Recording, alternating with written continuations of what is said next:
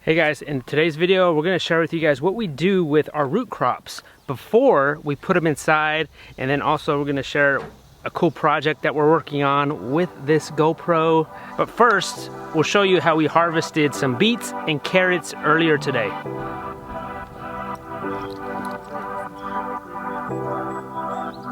Ready?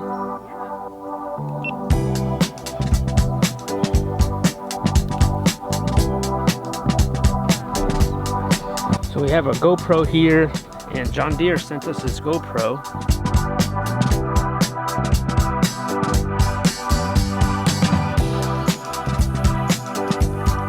Because we're going to be in a we might be in a John Deere commercial.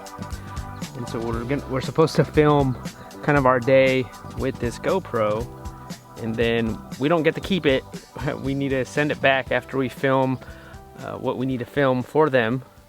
And then they're going to edit everything and then turn what we shot into a commercial. So we'll let you guys know when that will happen. Alright, so the GoPro's recording. I'm recording over here with my other YouTube camera. And so I'm doing two videos at once. I'm filming for our YouTube channel, and then I'm filming for you guys on there. We're gonna harvest some carrots. Yeah, we've got these carrots that need to come out. It's past their time. Try not to break it. Whoa! Oh! Whoa. You want to grab the rest of those? Sure. That one's really big. So now the soil should be nice and loose. Remember, it pulls straight up. The GoPro didn't come with like a tripod. Maybe I'll use these sunflowers as a tripod. That's pretty cool. You work on this little bundle right here, okay? Not all at once. I get this out, and it was like this. The little tiny ones that get left in the ground. So yeah, that works pretty good. This is on a sunflower plant.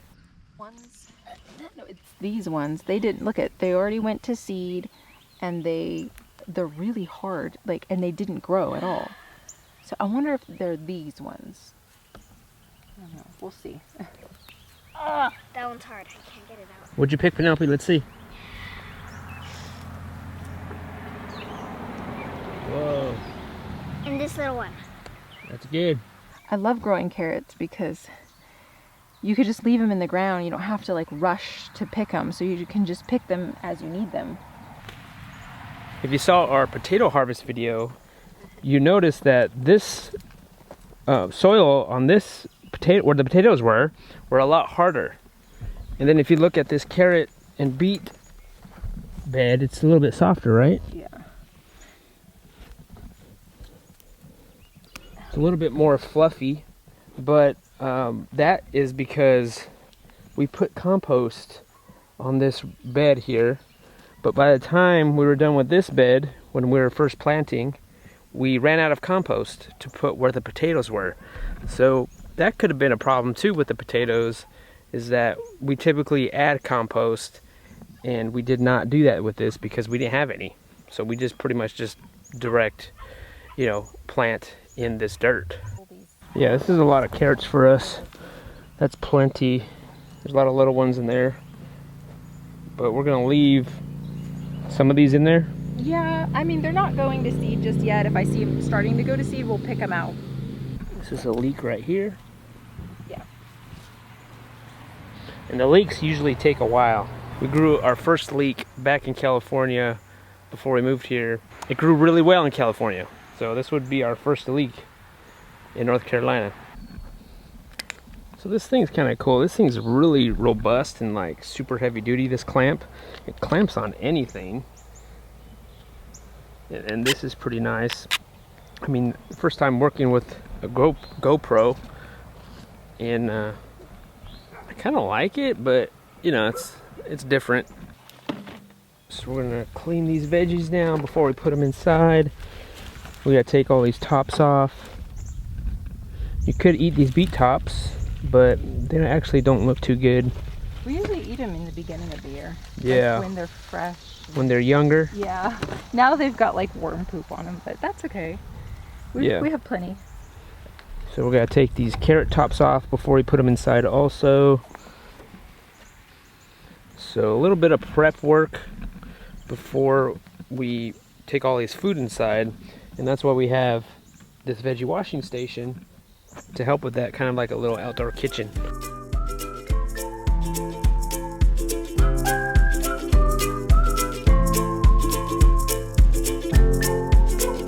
We harvested these onions here, and I'm just trimming off the tops, not too close, but just to get the long ones off, and then the roots. And then I am leaving all of the paper on, so that will help it dry better. But that's all I'm doing, is just kind of trimming them up, and then we're going to lay them out in an area where they could be well ventilated and away from the rain. And then they'll kind of just dry up, and then we can store them inside our house. The beets, I've trimmed off all the tops. I just break them off, and then we save these for the chickens and the ducks. We can eat the beet tops, but these ones are a little bit old and wormy. We typically eat the beet tops in the early spring because they're freshest then. So these are all our beets. Next, we're going to move on to the carrots. For storage on the beets, we just leave these little tails. We're just going to wash them really well and then bring them into the house. So these carrots are pretty much the same way as the beets, just breaking off the tops. You can eat the tops as well. And then we're just going to hose everything down. All right, so how are we going to store all these carrots and root crops? How do you guys store them? We don't have a root cellar or a cool room. So we will most likely wash all of these, bring them in, and put some of them into our refrigerator where they'll last a really long time. And then I actually think I'm gonna can some of these carrots. I did that last year, and you can put them in soups. You can also freeze them too, but we're running out of freezer space. So I think I might just can some of these just to have a couple canned carrots on hand. All right, so we have a big 5-gallon bucket full of beet tops, carrot tops. There's some onions in here, and we're gonna give these to our chickens. I really like washing these beets and carrots because it's like they come to life. Like you can see almost instantly, like their color just really brightens up from brown to like reds and yellows and oranges. There's something very satisfying about that, about seeing these just bright up. And sometimes we hook the hose up to this thing, and we could spray them down in here, or if we need to soak anything in here, we could plug this up and soak some veggies in here. If you have not made one of these veggie washing stations, guys, you need to make one. Whether you're on a large scale or backyard, super small scale, doing this before you bring them inside is essential, I think, because you're gonna, first of all, you're gonna not bring in all that dirt. And then even all the beet tops and the carrot tops, you're not going to bring that inside also, because you're going to have to throw that stuff away. I remember when we were first growing food, we had our beet tops. For whatever reason, I don't know why we did this, but I remember putting the beet tops down our disposal. In California? Yeah. I think we were like, oh, we could just throw them down in the disposal in the sink. And then it ended up clogging our whole disposal. And it wouldn't grind it up, so I had to like take the whole thing apart and take all the beet tops out. I don't know why we did that.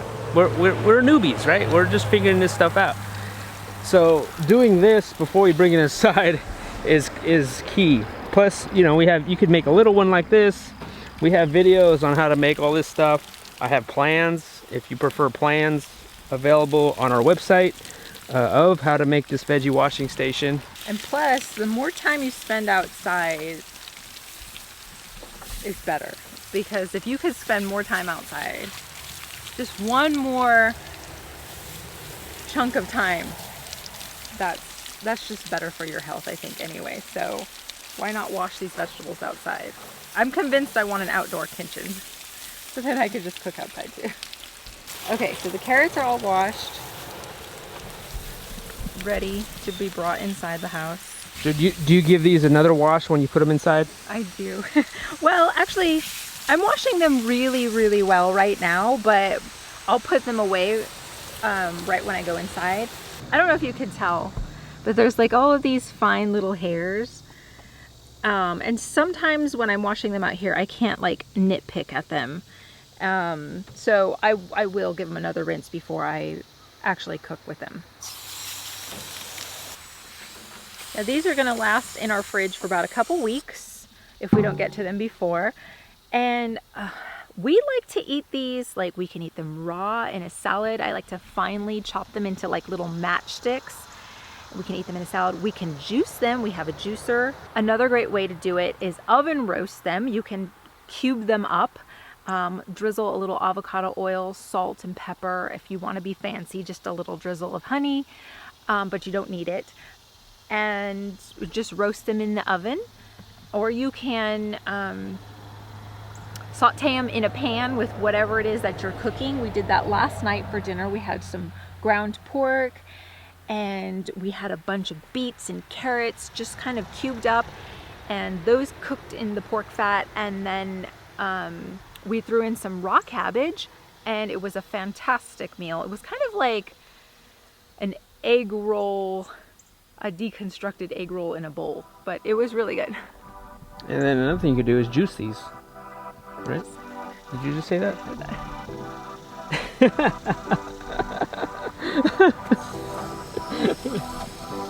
Yeah, you could juice these.